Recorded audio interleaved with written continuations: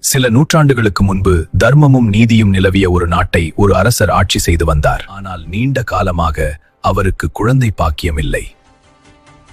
கடவுளின் அருளால் ஒரு பெண் குழந்தை பிறந்தது. அரசரின் மனதில் ஆண் வாரிசு இல்லையே என்ற ஏக்கம் இருந்தது. ஆண்டுகள் கழித்து அழகான ஆண் குழந்ை பிறந்தது.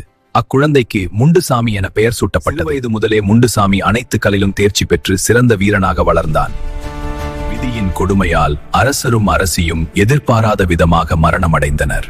அரசாட்சிக்கு ஆசைப்பட்ட உறவினர்கள் முண்டுசாமியின் உயிருக்கு ஆபத்து விளைவிக்க சதி செய்தனர்.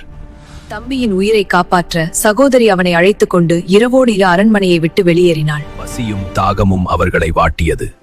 ஆற்றை நோக்கிச் சென்றபோது இருவரும் மயங்கி விழுந்தபோது குயிலான் என்னும் சலவை தொழிலாளி அவர்களை காப்பாற்றினான். முண்டுசாமியும் குயிலான் மகள் சிவபொலிவும் வாலிப வயது ஆனார்கள். இருவரும் ஒருவரை ஒருவர் மனதார காதலித்தார்கள். இந்த காதல் குயிலானுக்கு கோபத்தை ஏற்படுத்தியது.